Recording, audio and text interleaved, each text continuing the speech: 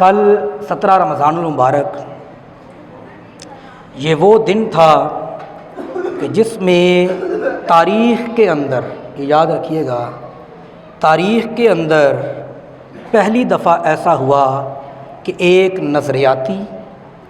ایک انقلابی جنگ ہوئی۔ یہ وہ دن تھا تاریخ کے اندر، پوری تاریخ آپ اٹھائیں تو یہ وہ پہلی جنگ تھی جو نظریاتی تھی اور جو انقلابی تھی۔ اس جنگ کے اندر، یہ جو جنگ تھی جو 17 رمضان المبارک کو بدر کے مقام پر لڑی گئی، ان میں جو آمنے سامنے لوگ تھے ان میں بعض رشتہ دار تھے، بعض دوست احباب تھے، بعض تعلق دار تھے، بعض تجارت کے میں باہم تعلق رکھنے والے تھے، اور ایک کلمہ، صرف ایک نظریہ، جب ایک نظریہ بدلا تو ساری چیزیں بدل گئیں، اور وہی لوگ جو کہ آپس میں رشتہ دار تھے، جو آپس میں تعلق رکھنے والے تھے، جو آپس میں ہمسائے تھے، جن کا جینا مرنا ان کے ساتھ تھا، خوشی غمی ان کے ساتھ تھی، جن کے کاروبار ان کے ساتھ تھے، وہ آمنے سامنے کھڑے ہو گئے۔ تاریخ کے اندر پہلی دفعہ ہوا یہ والا، اور یہ وہ معاملہ تھا اور وہ موقع تھا کہ جب مسلمان جو تھے وہ صرف کلمہ حق کی بنیاد پر ایک طرف کھڑے تھے، اور دوسرے جو تھے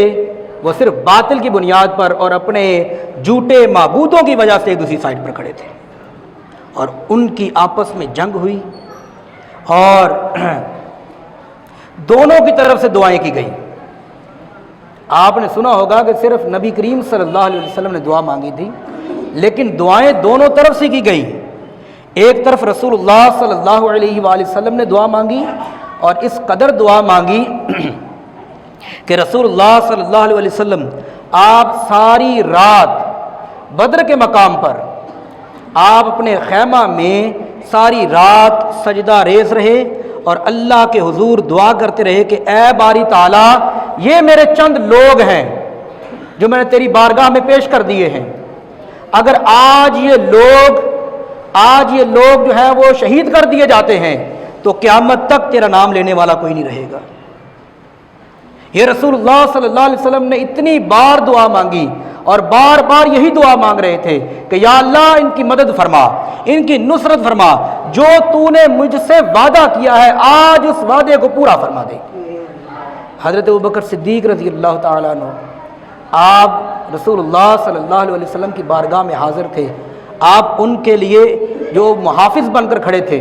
اور رسول اللہ صلی اللہ علیہ وسلم جب یہ دعا مانگ رہے تھے، بار بار آپ کے کاشانہ مبارک سے کملی گرتی، آپ کی چادر مبارک گرتی، اور سیدنا ابوبکر صدیق رضی اللہ تعالیٰ عنہ وہ بار بار چادر اٹھاتے اور آپ کے کندھے پر رکھ رہے تھے۔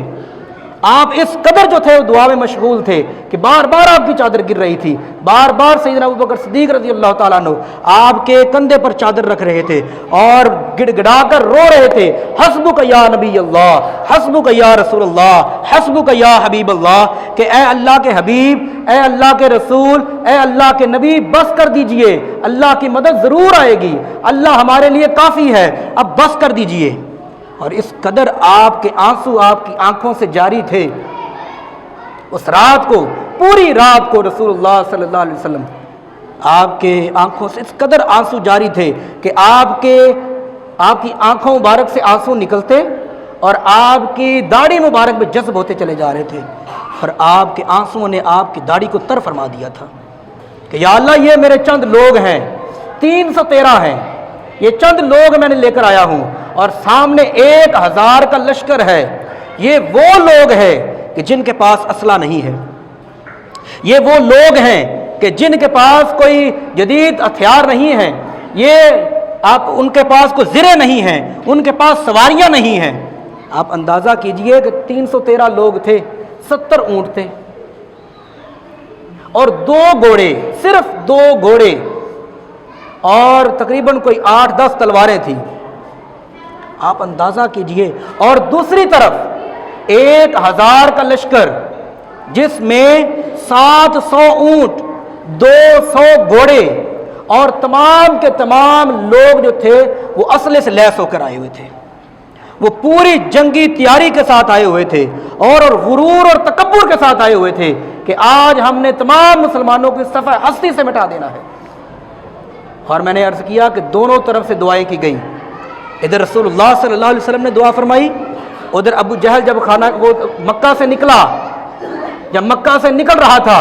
وہ جا کر خانہ کعبہ کے سامنے کھڑا ہو گیا اور اپنے ہاتھوں کو اس طرح خانہ کعبہ کے اوپر اس نے لگایا۔ خانہ کعبہ کے اوپر رکھنے کے بعد اس نے کہا کہ اے رب کعبہ،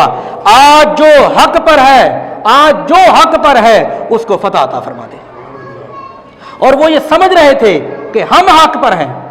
اور اس نے یہ ہاتھ رکھے خانہ کعبہ کے اوپر اور اس نے کہا اے رب کعبہ، آج جو حق پر ہے اس کو فتح عطا فرما دے اور جو باطل پر ہے اس کو صفحہ ہستی سے مٹا دے۔ اور اس کے بعد کہا، اس ابو جہل نے وہاں پر یہ دعا کی کہ جو معزز ہے اس کو فتح عطا فرما دے، جو قوت والا ہے اس کو جو ہے وہ فتح عطا فرما دے۔ اور اللہ رب العزت نے اس کافر کی بھی دعا کو قبول فرمایا، اور واقعی اس کو جو ہے فتح عطا فرمائی جو حق پر تھا، اور حق پر رسول اللہ صلی اللہ علیہ وسلم کی ذات اقدس تھی۔ جب نبی کریم صلی اللہ علیہ وآلہ وسلم آپ آمنے سامنے ہوئے، دونوں لشکر تھے۔ اب یہاں پر کچھ لوگ جو ہیں وہ یہ اعتراض کرتے ہیں کہ رسول اللہ صلی اللہ علیہ وآلہ وسلم نے جنگ نہیں لڑی، یہ کچھ لوگ جو ہیں وہ یہ کہتے ہیں، اور کچھ لوگ یہ کہتے ہیں کہ رسول اللہ صلی اللہ علیہ وسلم تو اپنے خیمہ میں ہی رہے۔ کچھ لوگ یہ کہتے ہیں کہ نبی کریم صلی اللہ علیہ وسلم اپنے خیمے میں ہی بس رہے، آپ آگے جا کر آپ نے جنگ نہیں لڑی، بلکہ آپ نے تو جو ہے وہ پیچھے سے بیٹھے رہے۔ جبکہ البدایہ والنہایہ کے اندر یہ حدیث مبارکہ موجود ہے، حضرت علی المرتضیٰ فرماتے ہیں کہ ہم نے نبی کریم صلی اللہ علیہ وآلہ وسلم کو غزوہ بدر کے موقع پر سب سے زیادہ بہادر پایا، اور ہم نے دیکھا کہ سب سے آگے حملہ آور، سب سے آگے حملہ آور رسول اللہ صلی اللہ علیہ وسلم تھے۔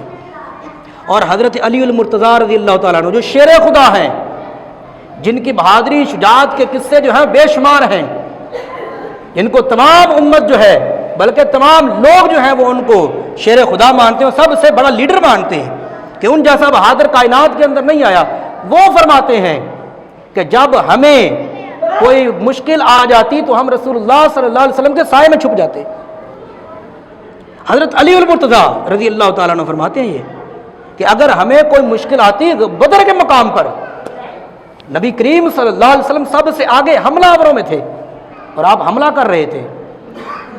اور حضرت علی المرتضیٰ رضی اللہ تعالیٰ عنہ فرماتے ہیں کہ جب ہمیں کوئی مشکل آتی، پریشانی آتی، یا ہم دیکھتے کہ ہم دشمن کے گر جائیں گے تو ہم رسول اللہ صلی اللہ علیہ وسلم کے سائے میں آ جاتے، آپ کے پشت پر آ جاتے، آپ کے پیچھے سہارا لے لیتے، کیونکہ رسول اللہ صلی اللہ علیہ وسلم آگے جنگ لڑ رہے تھے۔ اور پھر یہ جو ایک اللہ رب العزت نے ایک خاص جو تھا وہ ان پر سکون عطا فرمایا، اور 1000 ملائکہ، اور ایک میں آیا 3000، پھر آیت آئی 5000 ملائکہ اللہ رب العزت نے نازل فرما دیے۔ بخاری شریف کے اندر حدیث مبارکہ موجود ہے، صحابہ جو ہیں وہ فرماتے ہیں کہ حدیث مبارکہ کا مفہوم ہے کہ ہم جب بدر کے مقام پر تھے، بدر کے مقام پر تھے، ہم جب آگے بڑھتے، اب وہاں پر جو کفار تھے ان پر اتنا جو روب طاری ہو چکا تھا، مسلمانوں کا اتنا روب طاری ہو چکا تھا کہ وہ ہمیں دیکھتے اور بھاگنا شروع کر دیتے۔ وہ لوگ، بار بار میں یہ آپ کو بتاؤں گا، وہ لوگ جو اسلحے سے لیس تھے، جن کے پاس اس وقت کا جدید اسلحہ تھا، اس وقت کا جدید اسلحہ، اور رسول اللہ صلی اللہ علیہ وسلم کے غلاموں کے پاس چھڑیاں تھیں، ڈنڈے تھے، آپ کے پاس ٹہنیاں تھیں درختوں کی۔ آپ اندازہ کیجئے ایک وہ کہ جس نے پورا جو ہے وہ جنگی لباس پہنا ہو، زرہ پہنی ہو، اس نے جو ہے وہ اوپر جو اس کے پاس شیلڈ ہو، اس کے پاس جو ہے وہ کیپ ہو اس کی جنگی، اس نے سب کچھ پہنا ہوا ہو، اور ایک طرف وہ جو نہتے ہوں، ان کے پاس چھڑیاں ہوں، ان کے پاس ڈنڈے ہوں، ان کے پاس ٹہنیاں ہوں درختوں کی، اور صحابہ فرماتے ہیں کہ ہم جب ان کے پیچھے بھاگتے تو وہ دوڑنے لگا دیتے، اور ہم ان کے پیچھے پیچھے، اور جب ہم ان کے پیچھے پیچھے چلتے تو ایک دم ہمیں غائبانہ آوازیں آتی کہ وہاں پر گھوڑے دوڑ رہے ہیں، اور ابھی ہم ان کو مارنے ہی والے ہوتے کہ کوئی ایسی طاقت ان کو مارتی کہ وہ ان کے جو ہے وہ ان کے سر کچل کے رکھ دیتی۔ اور یہ ملائکہ کا نزول تھا جو اللہ رب العزت نے فرمایا۔ ابھی وہ مارنے والے ہوتے، صحابہ کہتے ہیں ابھی ہم مارنے والے ہوتے تھے، کوئی ایسی آواز زناٹہ دار آواز آتی کہ ان کا سر کچل دیا جاتا تھا۔ تو یہ اللہ رب العزت نے اس قدر جو ہے وہ اپنے بندوں کی اور رسول اللہ صلی اللہ علیہ وسلم کی مدد فرمائی۔ آخری بات، یہ جو خاص اللہ رب العزت کی طرف سے یہ جو مدد آئی تھی، یہ اللہ رب العزت کا بیان کرنا قرآن پاک کے اندر اور رسول اللہ صلی اللہ علیہ وسلم کے ساتھ یہ خاص منسوب ہونا، یہ بات ذہن میں رکھیے گا کہ جب بھی کوئی بندہ اللہ پر یقین رکھ لے گا، اللہ پر یقین رکھ لے گا اور اللہ کے، اور میں ایک اور آپ کو بات بتاتا چلوں، مسلمان جو ہیں کبھی بھی اسلحے پر جو ہے وہ غرور نہیں کرتے، اسلحے پر کبھی بھی جنگ نہیں لڑتے، اسلحے کی بنیاد پر یا اپنے ٹیکنالوجی کی بنیاد پر جنگ میں نہیں جاتے،